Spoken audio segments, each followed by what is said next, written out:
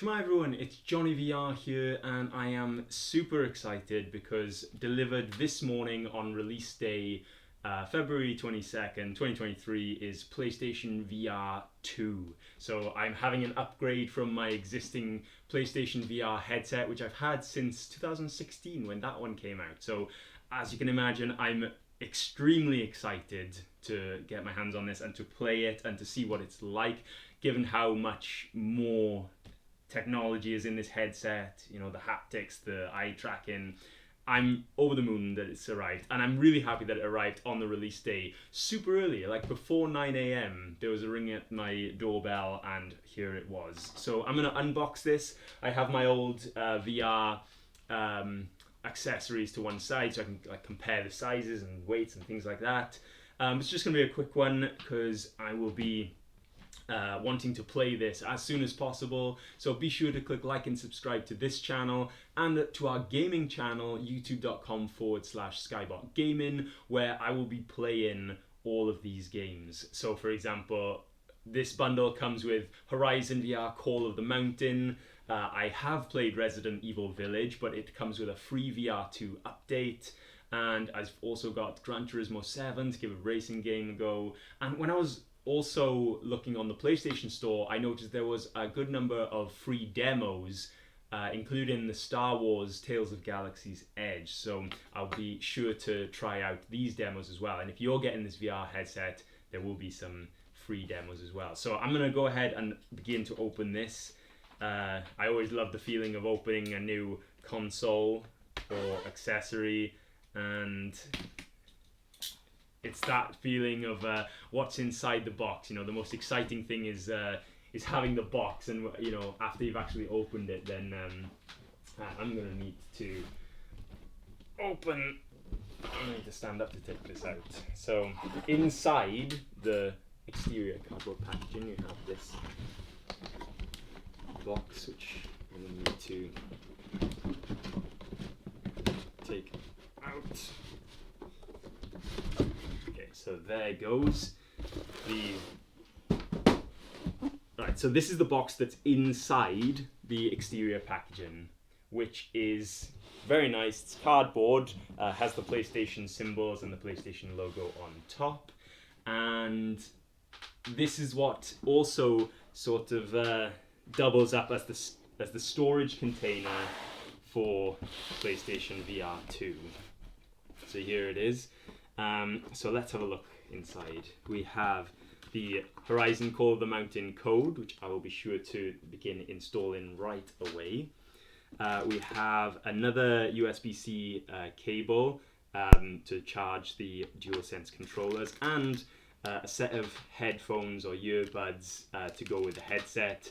I will not be using this probably because I'll be using the PlayStation 3D Pulse headset for maximum immersion in VR. So here it is.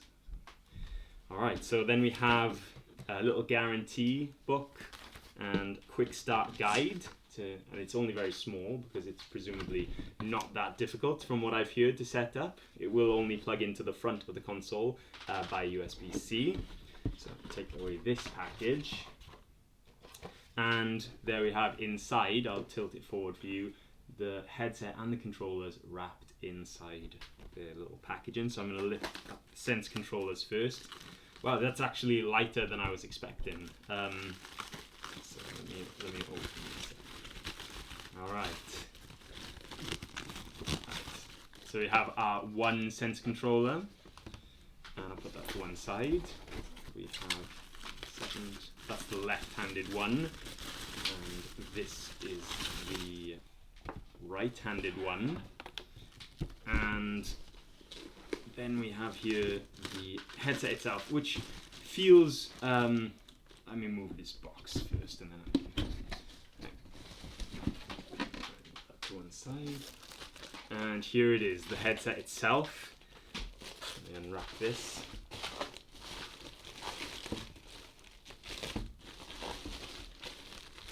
There it is, the headset. Now it only has this one cable, which is USB-C, and that is all you need to plug it into the console. Whereas for the other VR headset, you had like a whole load of wires, a whole box separately that you needed to add. You've got the 4 cameras on the front here, and yeah, it looks stunning. I think it looks way better than the other headset, which I've got here for comparison. So here we have the original PlayStation VR headset. So it's roughly the same size, I think. It stretches out a little bit further because of the curve of this headset. And basically, it does actually feel lighter as well, which is good. I've heard that it's lighter, and it feels it as well. You can feel. I think it's more top heavy on this one. The actual visor of this headset is heavier, so I feel like it's tilting down a bit more than this one. But yeah, this is really cool. You've got its buttons on the underside for power and for the function button, which will let you see your surroundings by the cameras, so you don't have to take off the headset. And we've got the little rubber scuba mask-like thing that will shape to the contours of your face, which is a bit more, I think it will be a bit more comfortable than this generic plastic that doesn't have the folds. Overall, like, really happy with this. Oh yes, you can also see that it has the vents. So in between the white and the black, you've got vents, which means that your headset will not be like fogged up, which is a problem that I really found. If you spend a lot of time, an hour or two in the old headset, your visors, your lenses start to cloud up and you need to take it off and give it a wipe so you can see properly. This shouldn't be too much of a problem now because it has a vent to prevent this sort of condensation and fogginess. As for the Sense controllers, I'm going to hold them now for the first. And these are the things that I wanted to test the most, because for the original Move controllers, which I have here, you have a very basic trigger on the back and buttons on the front. So you needed to hold it, and I always had like my index finger on the trigger at all times, and your hand movements then were replicated by just pulling the trigger. Whereas these Sense controllers will now track the actual placements of your fingers. So if I hold my hand out like this, the hand in the game will do the same, and I can do all sorts of gestures, and the fingers will appear like that in the game. But I was confused about how it actually would feel, because at least with the other head controllers, you had to hold it anyway, and you only had to pull one trigger. Now, like, how do you do this? Like, if I wanted to wave to somebody, I'd need to hold at least a little bit of it with a couple of fingers maybe, or like if I want to do a peace sign, I'd still need to hold the actual controller. But yeah, the buttons they actually feel like clickers more than anything, whereas the buttons on the Dual Sense, they feel like you're actually pressing in the buttons. These have a nice sort of click to them, more like the actual options button on the controller.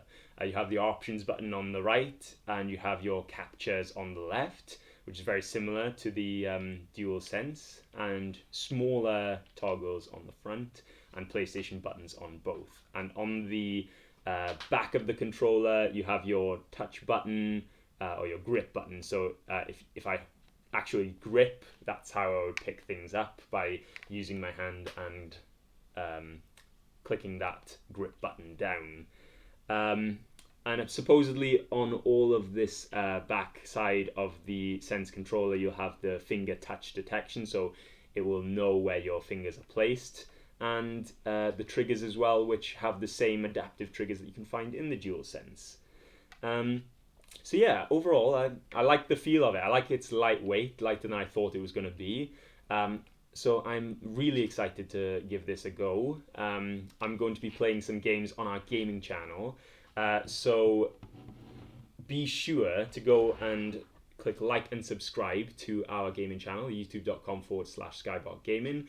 And I'm going to go start my download of Horizon Call of the Mountain and set up PlayStation VR2. So thanks very much for watching, guys. Stay tuned, and I'll see you next time. Bye!